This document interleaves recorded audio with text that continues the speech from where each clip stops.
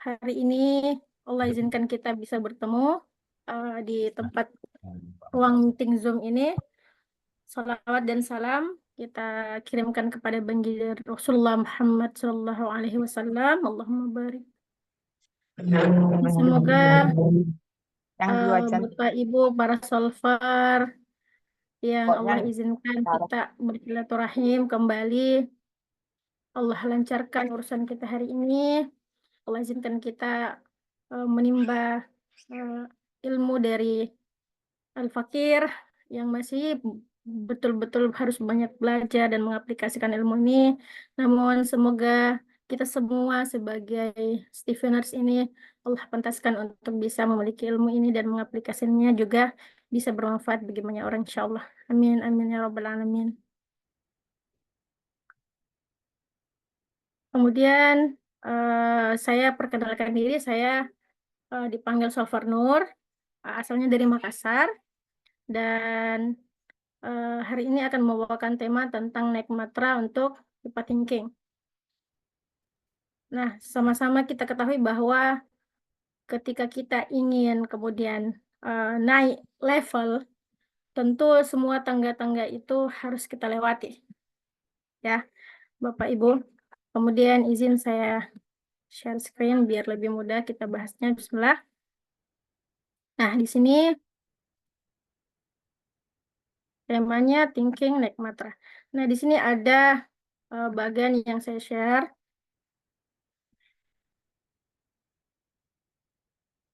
Nah, jadi untuk level atau matra yang ada di Stephen yang kita pelajari bahwa ada 4 level.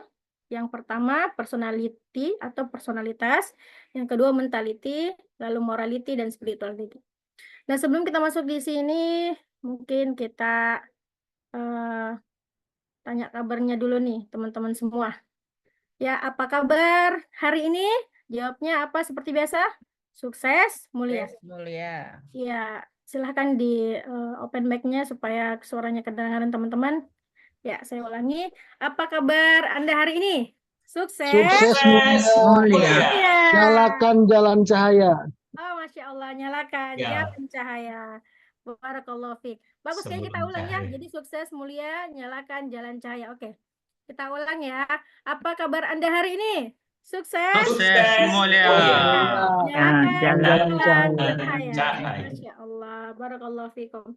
Terima kasih teman-teman yang sudah bersuara. Semoga semakin keras suaranya, semakin keras juga rezekinya. Amin ya rabbal alamin.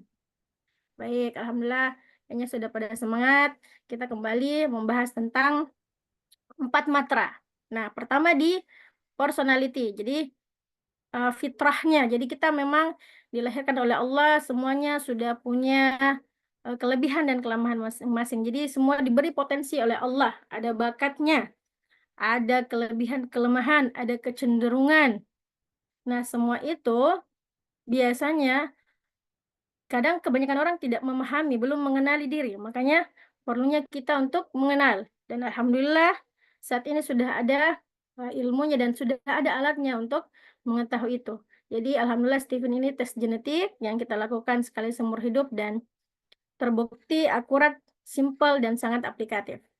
Nah, ketika kita sudah mengetahui bakat dan potensi kita ini, maka insya Allah ketika kita naik di level berikutnya yaitu mentality, aku yang terlatih, ketika bakat yang kita miliki ini kita asah dan kita asuh dan kita asah dengan baik sesuai dengan potensinya, maka insya Allah akan mudah menapaki kesuksesan. Sehingga ketika sudah sukses, ketika berada di tahap mentality, maka ia pun kemudian akan memiliki harkat. Artinya seseorang ini akhirnya memiliki mutu, dia punya nilai. Nah, sehingga dia sudah bernilai. Karena dia sudah bernilai, sehingga sudah bisa menghasilkan, insya Allah. Jadi sudah bisa, artinya ketika dia punya nilai, dia sudah bisa digunakan, bisa bekerja, bisa menghasilkan, seperti itu. Nah, lalu yang kemudian naik di matra ketiga, yaitu morality. Jadi, aku, yang ketiga ini adalah kekitaan. Jadi aku tidak penting lagi, yang penting kita. Jadi di tahap ini insya Allah orang-orang yang sudah naik level di morality kemudian bisa dan cenderung memikirkan bukan tentang dirinya lagi, tapi bagaimana apa hal-hal yang positif dari dirinya itu bisa lebih bermanfaat kepada orang banyak. Jadi egoisnya sudah tidak kelihatan lagi. Karena bukan berbicara tentang aku, tapi sudah berbicara tentang kita. Dan yang terakhir, yang level paling tinggi adalah level spirituality. Ya, di mana di sini aku di hadapan Tuhanku. Kalau istilahnya Ayah Farid, aku senantiasa menghadirkan Allah dalam diriku. Ya, jadi di sini kita menuju level takwa. Jadi bagaimana segala sesuatu dalam hidup kita senantiasa kita hadirkan Allah. Jadi kita sudah mengetahui bahwa untuk apa kita hidup, untuk siapa, dan mencari pandangannya siapa. Nah, di sini orang itu sudah punya martabat. Martabat ini artinya harga diri. Jadi ketika orang telah memiliki harga diri, ini biasanya harganya tak terbeli. Jadi dia sudah punya azam yang kuat bahwa segala sesuatu yang saya lakukan ya untuk Allah. Meskipun mungkin anggaplah contoh seseorang yang hebat, pintar, punya panggung, dia kemudian diminta untuk membuat penelitian yang palsu agar misalnya seseorang yang memiliki bisnis yang besar ini bisa menjual produknya dengan hasil penelitian yang palsu itu.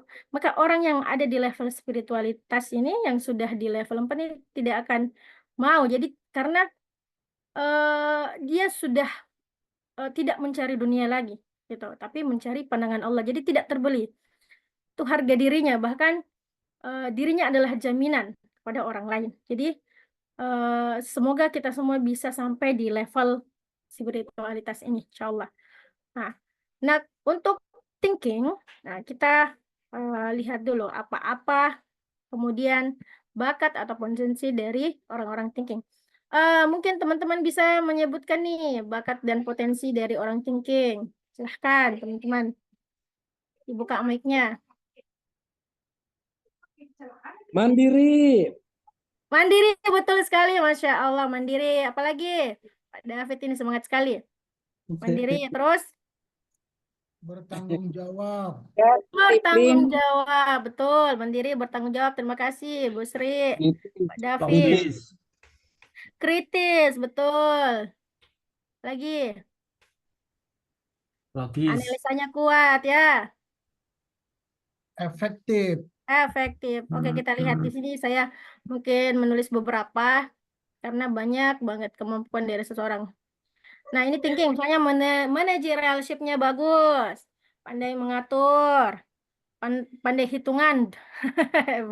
Kemudian analisa kuat, kecerdasan berpikir, mandiri, kemudian dia berani, jujur, adil, suka belajar, bertanggung jawab, dan tenang. Nah, Masya Allah potensi-potensi ini ketika kita tahu mengasah dan memberikan lingkungan terbaik, maka insya Allah akan mudah untuk naik level. Gitu. Jadi dia akan merasa gue banget. Gitu. Nah, ketika sudah sampai di level mentality, tapi di sini juga kita mulai harus berhati-hati sebenarnya di level 2. Karena ketika kita sudah merasa memiliki nilai, merasa memiliki potensi dan lain-lain, setan itu Masya Allah luar biasa. Jangan sampai kita menjadi sombong dengan skill yang sudah kita miliki. Karena sesungguhnya di dunia ini semuanya itu adalah given, terberi, udah diberikan sama Allah. Jadi kita bisa mengenali gitu. Jangan kemudian merasa bahwa kita misalnya orang yang mandiri, dan mandiri itu bagi orang thinking juga ya diberikan sama Allah, bukan serta-merta kemudian dia lahir langsung hebat seperti itu. Jadi Allah sudah memberikan potensi kehebatan masing-masing dan kemudian sisa kita asah gitu. Jadi jangan sampai potensi ini membuat kita sombong. Karena kalau misalnya lalai di level 2, udah tuh susah naik levelnya. Bahkan mungkin bisa turun level atau stuck di level 2. Ya, Bapak Ibu ya. Jadi udah berhati-hati di level kedua. Nah, ada yang mau bertanya dulu sampai sini, teman-teman?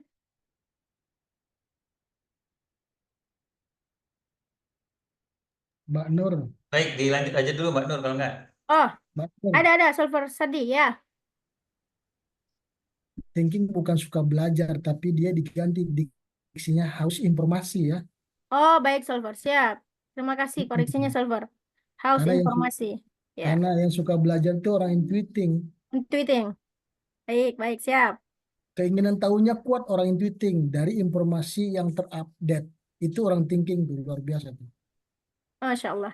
Siap Solver. Jadi teman-teman ya, thinking itu haus dengan informasi. Oke. Terima kasih Solver Sandi. Ada yang mau bertanya teman-teman? Langsung, misalnya ada kasus atau apa mau ditanyakan sebelum saya lanjut? Biar nggak satu arah ini. Mau tanya Bu, tanya Mbak.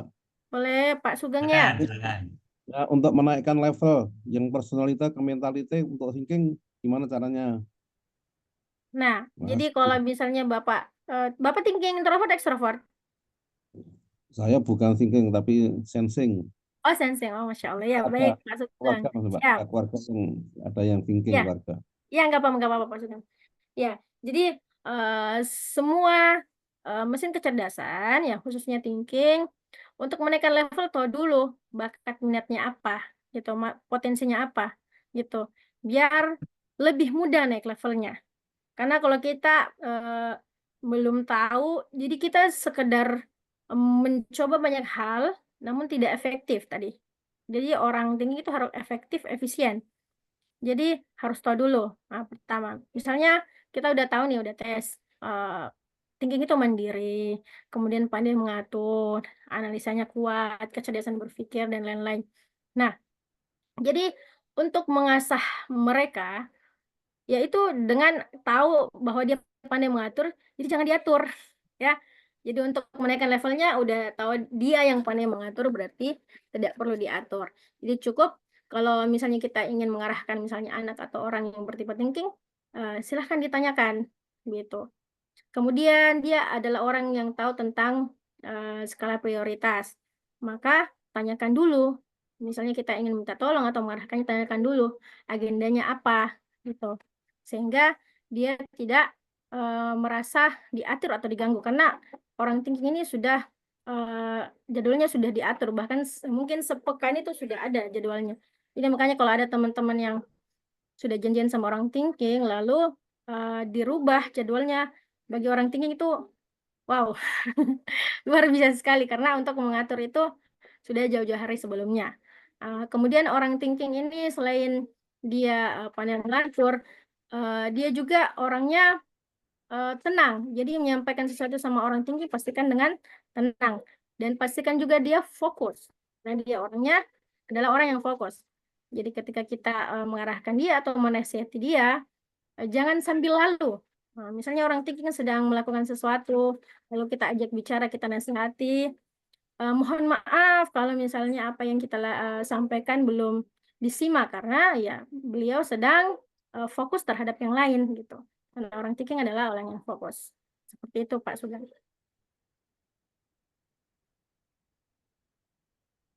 Gimana Pak Sugeng? Ada pertanyaan lanjutan? Baik, terima kasih Pak Sugeng. Terima kasih, terima kasih.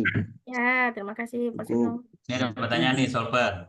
Ya, Kalau ada thinking yang banyak bicara itu kenapa? kenapa Solveig? Apakah dia jadi feeling? Kalau ada Terus, thinking yang banyak bicara itu oke, karena apa?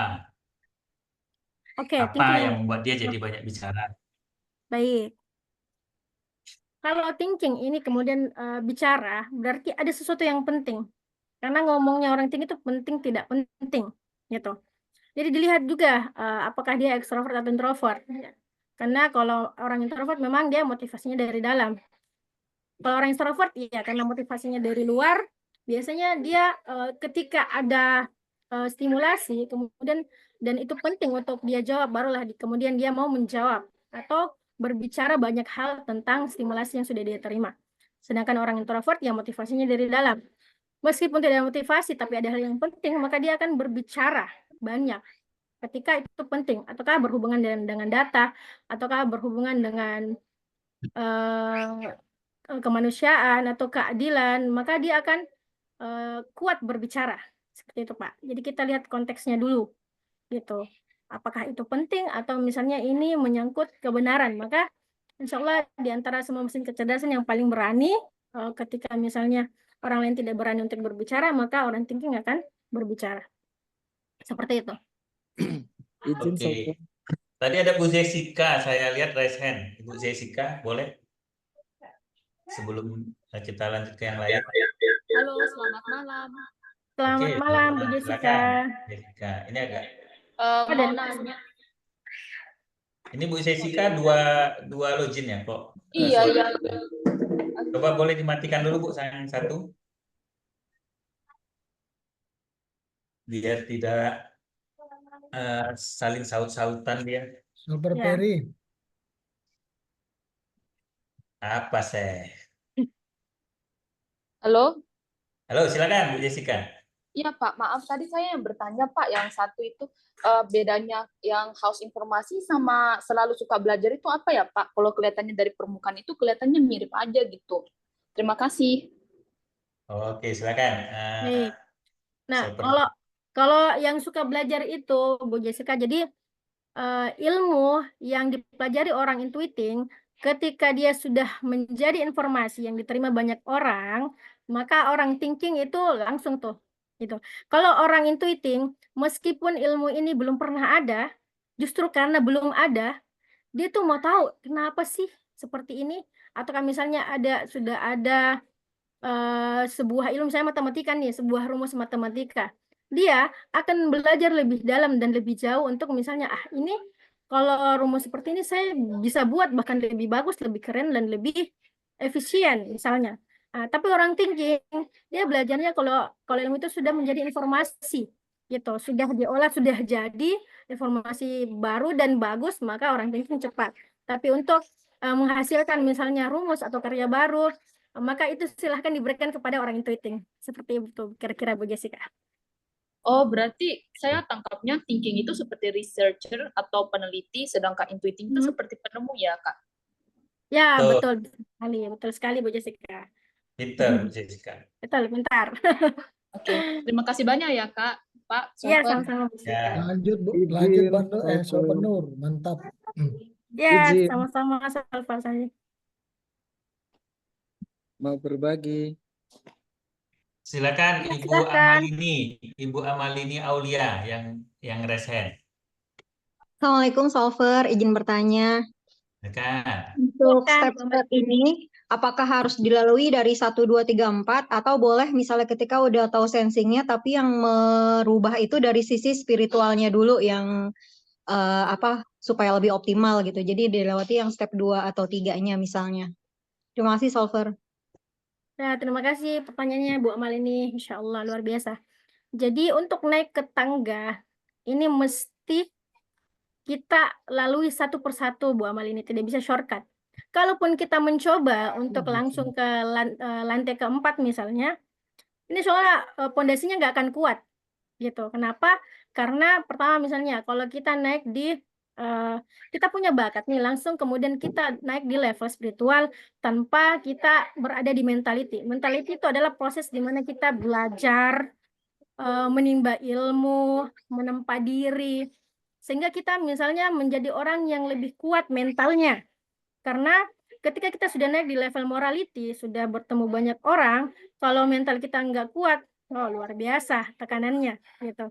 Karena segala sesuatu yang di luar diri kita, di morality itu kita sudah berhubungan dengan banyak orang.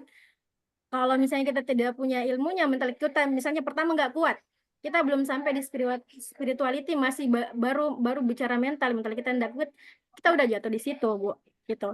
Jadi mentalitinya harus bagus dulu, lalu naik di morality, kekitaan, karena banyak yang langsung lompat ke spirituality misalnya. Anggaplah orang yang baru berada di tahap 1 atau 2, kemudian menimba ilmu, lalu ilmu yang beliau pelajari itu mohon maaf syudo atau salah, akhirnya dia merasa berada di spirituality, sehingga banyak tuh yang kemudian membunuh diri karena merasa inilah jalan yang terbaik gitu. Mereka merasa bahwa spiritualitas mereka yang paling bagus dan mereka ingin mengatur lingkungannya gitu, merasa bahwa oh orang yang di sana tuh yang pakai mohon maaf kalau di Bali tuh pakai bikini itu merusak gitu, mereka banyak dosa sehingga karena dosa-dosa mereka mungkin nanti kita kena azab Allah dan lain sebagainya, jadi kita tidak akan dihisap oleh amal orang lain gitu. Jadi orang-orang kemudian yang sudah sampai di level spirituality insya Allah sudah melewati tahap yang sebelumnya, jadi tahap mentality dan morality, karena tidak mungkin kita kemudian bisa melakukan bom bunuh diri karena itu kekitaan. Morality harus dilewati dulu, bukan keakuan, bukan mau masuk surga sendiri gitu ya Bu ya. Jadi memang justru malah ketika kita melihat seseorang melakukan maksiat, bukannya kita bukan tugas kita ya menghisap atau menghitung mereka, tapi mendoakan mereka. Seperti itu yang diajarkan oleh Rasulullah SAW. Silahkan Ibu Amalini. Baik, Solver, terima kasih penjelasannya. Sama Bu Amalini.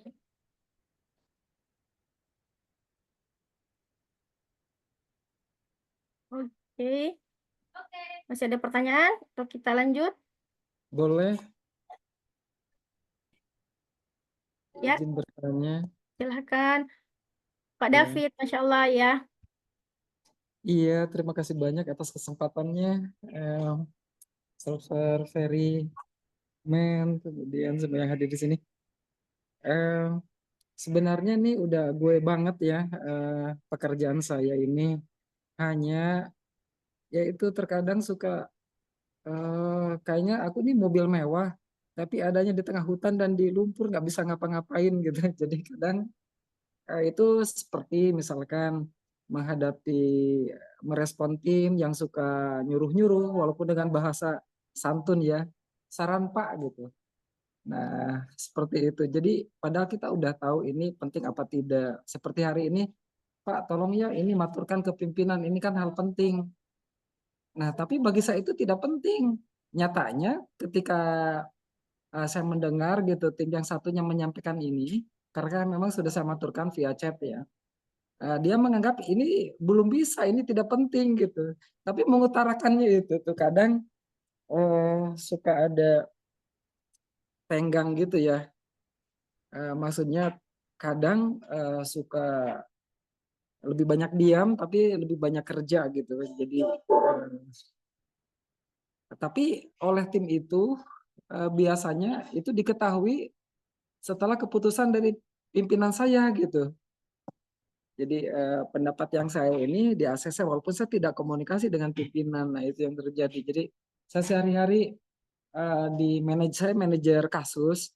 Seperti kemarin di hari Selasa itu saya ada di Makassar, pemulangan anak, kemudian ke Surabaya.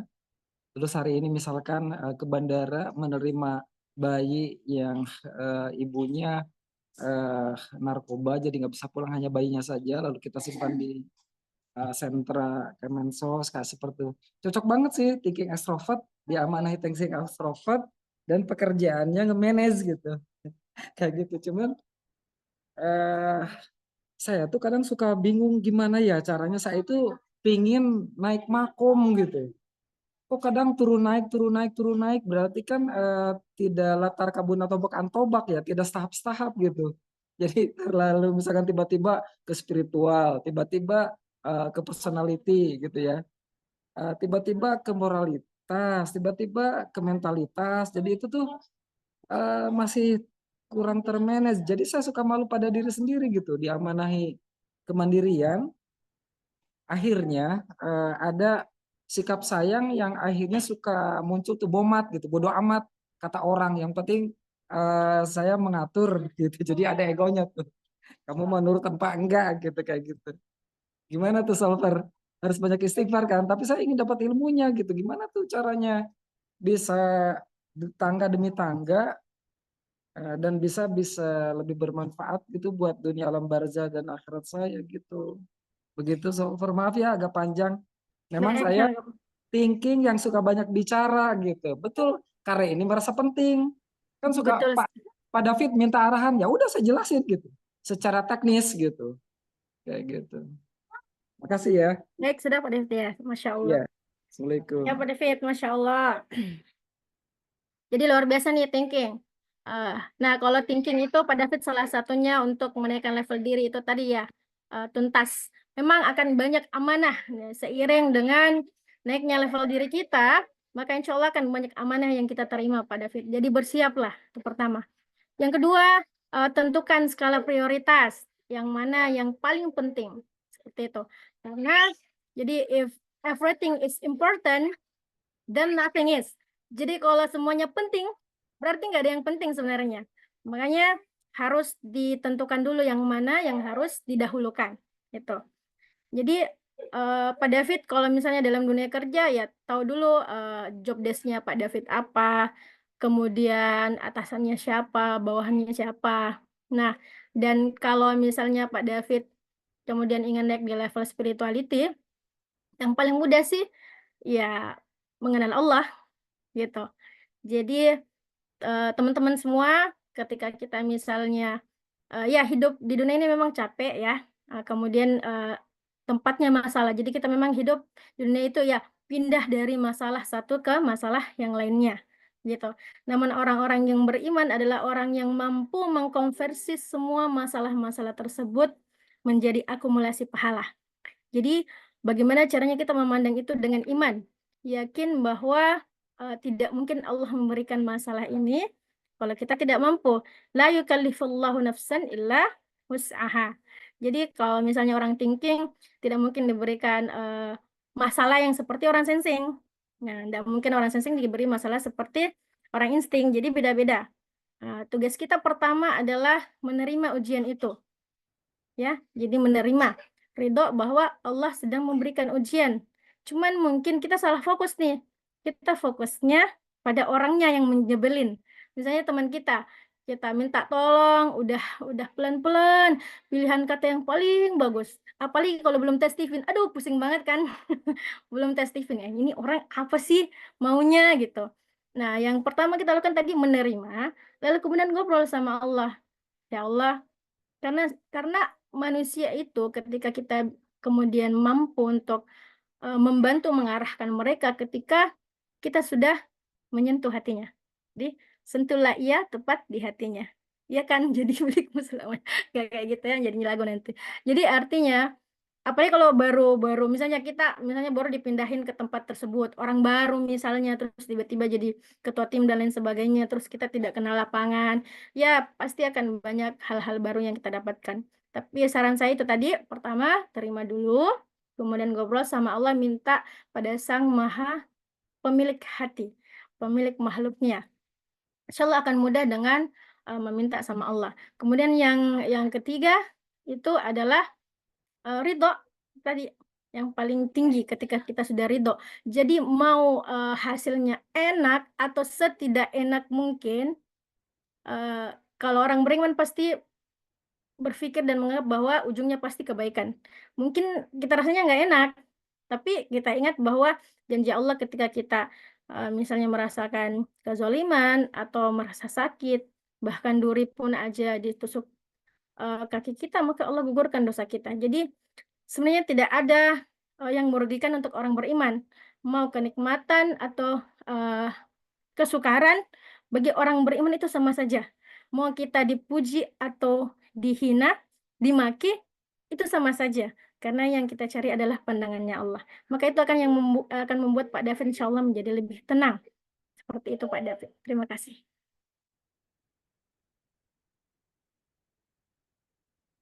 David, bagaimana mendengarkan? Silahkan direspon kalau masih ada pertanyaan Pak David.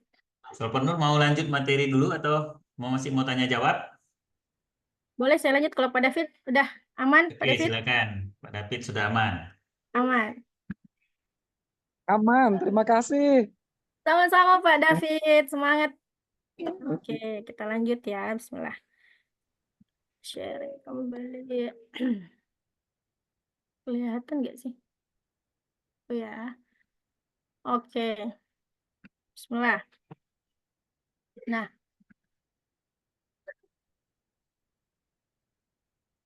kemudian teman-teman kalau misalnya kita teman-teman yang kalau sebagai tanda nih, tanda ketika orang-orang itu sudah berada di level spiritualitas, sudah kemudian senantiasa menghadirkan Allah dalam dirinya.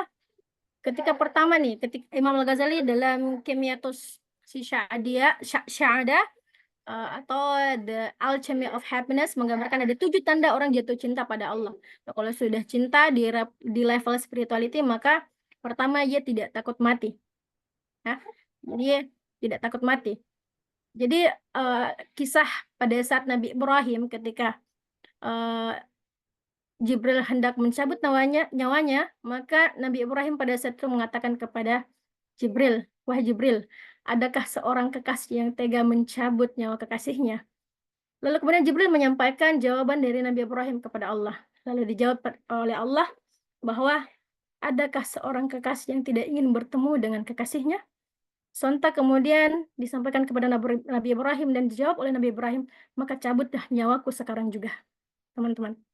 Jadi ketika kita sudah berada di level ini, salah satu tandanya kita udah tidak takut mati, insya Allah. Kalau kita semua mungkin yang masih takut ya, karena masih banyak dosa nih, insya Allah. Masih banyak fakirnya, masih banyak kurangnya, ya Allah. Kemudian yang kedua rela mengorbankan kehendaknya demi kehendak Allah. Jadi siap menggantikan apa-apa yang ia inginkan kepada apa yang Allah inginkan. Seperti itu. Kemudian mengingat Allah sepanjang waktu, senantiasa berzikir dimanapun dan kapanpun. Kemudian dia mencintai Al-Quran, Rasulullah, dan semua makhluknya. Jadi semua makhluknya nih, jadi mau muslim atau non-muslim, mau kaya miskin, sempurna atau tidak sempurna fisiknya, dia mencintai semua orang. Jadi kalau ditanya orang yang dari level yang tadi pertanyaannya Bu siapa tadi yang langsung lompat mata, tidak mungkin orang yang melakukan bom bunuh diri itu sudah ada di level spiritualitas. Karena orang yang sudah berada di level spirituality ini adalah orang yang mencintai semua makhluknya seperti Rasulullah SAW. Kemudian suka menyendiri dan tidak sabar menunggu.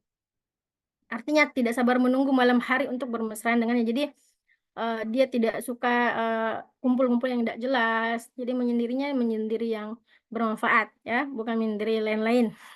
Kemudian dia senang untuk terbangun di malam hari karena tahu bahwa malam hari tempat yang enak untuk berdoaan.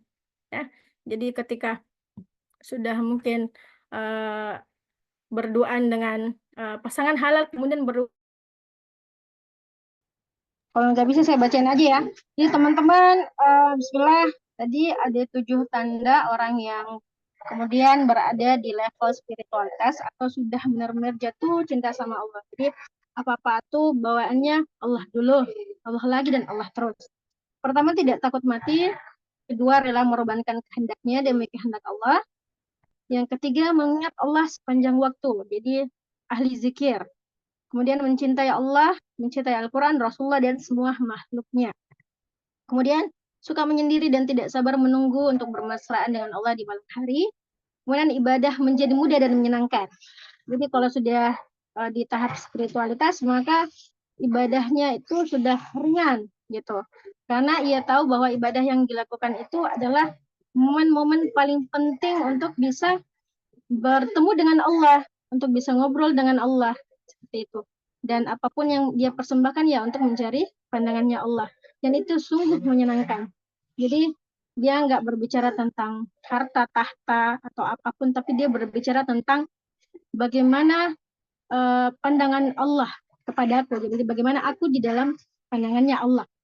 Kemudian yang terakhir, mencintai ketaatan dan membenci kemaksiatan. Jadi apakah kemudian membenci kemaksiatan ini yang dilakukan dalam pribadi ataukah misalnya juga di sosial. Jadi mereka akan berani untuk berusaha membantu teman-teman yang lain yang sedang terjerumus dalam kemaksiatan untuk bisa lepas. Jadi bukan berbicara tentang diri sendiri lagi, tapi insya Allah dia sudah bisa dan mampu menggerakkan teman-teman yang mohon maaf sedang berada di level iman yang lemah untuk bisa move on gitu. Jadi mengajak teman-teman yang lain mungkin yang punya frekuensi yang sama atau visi yang sama untuk bisa memberikan manfaat sebanyak-banyaknya tanpa peduli pandangan orang lain gitu. Karena kalau kita masih sebenarnya masih jangan, nggak usah deh, nanti orang bilang aku cari pengen dikenal, pengen tenar, pengen ahli ibadah dan segala macam. Hati-hati, itu riak tipis banget. Jadi bahkan kita berpikir takut dipuji, jadi mau dipuji dengan takut dipuji itu beda tipis sekali.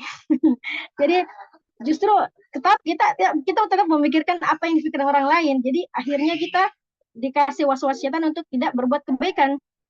Jadi jangan sampai perbuatan yang baik yang kita lakukan itu kemudian berhenti hanya karena kita takut dipuji sama manusia, kita takut riya. Bahasanya jadi setan itu membisikkan, nanti kamu riya, kamu dibilangi riya karena kamu dapat pujian dan banyak. Ya tergantung.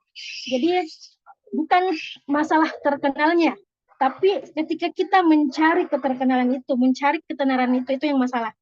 Jadi tenar nggak masalah gitu, tapi kalau kita mencari ketenaran itu yang berbahaya gitu. Karena kadang-kadang misalnya kalau kita harus tampil di depan umum, harus memperlihatkan profil kita dan segala macam, ya sisa berhati-hati untuk terus menjaga hati kita untuk tidak kemudian melayang ketika dipuji.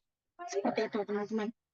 Karena kemudian ada 3 rukun hati yang harus kita jaga, yaitu rasa cinta, kemudian takut, cinta, harap, dan takut. Jadi ketiga ini saling mengaitkan. Jadi ketika cinta kepada Allah misalnya, atau kepada seseorang, pasti kita punya harapan, kita berharap kepada Allah, kita berharap kepada orang tersebut misalnya. Maka ketika kita berharap sama Allah, biasanya kita juga akan punya rasa takut, ya.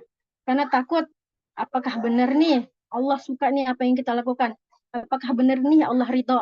Jadi cinta, harap, dan takut itu semoga senantiasa kita perjuangkan untuk terus kita rasakan. Sehingga kita tetap terus berada di jalan Allah hingga maut memisahkan. Allah. Nah, kalau kita belajar dari susu murni, belajar tentang level spiritualitas yang dimana ikhlas dan syukur itu sudah kita rasakan. Kalau kita belajar dari susu murni, di dalam Al-Quran surah An-Nahl ayat 66, perumpamaan ini sudah disebutkan. Ini dan sungguh pada hewan ternak itu benar-benar terdapat pelajaran bagi kamu. Kami memberimu minum dari apa yang ada di dalam perutnya berupa susu murni, ya, labanan khalisan antara kotoran dan darah yang mudah ditelan bagi orang yang meminumnya. Nah, yang lucu ini di dalam perut hewan ternak itu sapi itu ada 3 hal. Jadi kotoran, darah, dan susu itu. Namun luar biasanya Allah, susu murni tersebut tak bisa keluar tanpa tercampur sedikit pun. Padahal pemisahnya sangat tipis, gitu. Itulah kuasanya Allah. Dan seperti itulah ikhlas. Jadi tidak ada yang mencampuri. Ya, ada sebuah kisah zaman Nabi, ada seorang raja yang menyuruh hamba sahaya untuk mengambilkan susu murni tersebut. Yang pertama dia lihat kotoran, suruh ambil lagi. Yang kedua ada bulu-bulunya, suruh ambil lagi, masih ada apa yang melekat. Hingga setelah betul-betul murni barulah si raja tersebut mau menerimanya. Begitu juga Allah. Jadi Allah kemudian melihat kepada hati hambanya. Ketika ia betul-betul sudah murni mencari ridhonya, barulah kemudian Allah menerima. Gitu. Ya, semoga kita semua bisa kemudian menjadi orang-orang yang betul, murni, tulus, berada di dunia untuk mencari ridha Allah. Amin, amin, ya rabbal alamin. Nah, ya memang untuk mencapai level spirituality itu ya bukan perkara yang mudah, tapi bukan berarti tidak bisa. Karena itulah Imam Ibnul Qayyim pernah berkata bahwa jalan menuju Allah adalah jalan di mana Adam kelelahan, Nuh mengeluh, Ibrahim dilempar ke dalam api, Ismail dibentangkan untuk disembelih, Yusuf kemudian dijual dengan harga murah dan dipenjara selama beberapa tahun. Zakaria digergaji, Yahya disembelih, Ayub menderita penyakit, Daud menangis, melebihi kadar semestinya. Jadi sampai buta Nabi Daud. Kemudian Isa berjalan sendirian dan Nabi Muhammad SAW mendapatkan kefakiran dan berbagai cemoohan. Saking luar biasanya perjuangan untuk bisa mencari ridha Allah gitu. Karena sudah makanya tadi morality sama spirituality tergabung. Jadi punya martabat. Karena ini sejatinya hampir bisa dibilang tidak terpisahkan. Karena kita hidup di lingkungan sosial. Manusia itu adalah makhluk sosial. Jadi bagaimana mental kita ketika itu udah bagus, insya Allah di morality dan spirituality ini insya Allah bisa kita mudah untuk istiqomahkan. Dan terakhir, teruslah bergerak meski kita belum sempurna, dan kemudian teruslah beramal meski belum ikhlas, dan teruslah memperbaiki diri hingga nafas berhenti. Teringat pesan dari Imam Ibnu Athaillah dalam kitab Al-Hikam bahwa siapa yang mengajarkan kebaikan karena memandang kebaikan dirinya, dia akan berhenti ketika berbuat salah. Ya, karena cuman berpatokan pada diri sendiri. Namun siapa yang mengajak atau mengajar karena memandang anugerah Allah, ia tidak akan berhenti ketika berbuat salah. Jadi dari kalimat ini mengesankan bahwa berdakwah itu tidak mesti sempurna. Berdakwah itu tidak mesti kita menjadi orang yang tidak punya kesalahan. Kan itu tidak mungkin. Ya, dan manusia tempatnya salah dan lupa. Seperti tadi ada pertanyaan yang dari Pak David ya, bahwa dia selalu naik turun. Ya begitulah manusia, al-imanu yazid wa yanqus, iman itu naik turun. Tapi dijaga. Jadi naik turunnya, kurvanya tetap naik. Naik turun, tapi kurvanya naik. Jangan anjlok ke bawah. Naik turunnya jauh. Jadi tetap naik turun, naik, tapi kurvanya tetap naik. Seperti itulah manusia. Nah, kalau dari saya pribadi, sesungguhnya kemudahan atau kesulitan hidup itu tergantung dari ilmu yang kita miliki. Jadi ibarat kita punya, masing-masing ini punya buku kehidupan. Dalam buku itu punya bab-bab. Nah, setiap bab yang akan kita lewati, kalau misalnya kita tidak punya ilmunya, maka itulah yang membuat hidup kita sulit. Karena sesungguhnya Allah tidak pernah menginginkan hambanya dalam kesulitan. Alhamdulillah, makanya sempat ditanya sama Miss Hide waktu Zoom meeting sama beliau, ya ada acaranya, ditanya, Nur gimana nikah? Jawabnya, alhamdulillah Miss, menyenangkan, baik. Ya, Miss Hide ya enak nih Nur, karena sebelum nikah udah belajar gitu. Jadi teman-teman ya ilmunya gitu. Makanya yarfa'illahu alladziina aamanu minkum walladziina utul ilma darajah. Jadi orang yang berilmu itu diangkat lebih tinggi daripada orang yang sekedar beriman. Karena dengan ilmunya ia tahu kenapa ia harus beriman dan kepada siapa ia harus beriman dan bagaimana memandang kehidupan dengan iman. Terima kasih teman-teman. Kalau misalnya ada yang mau bertanya silahkan kembalikan ke Salafan Fair.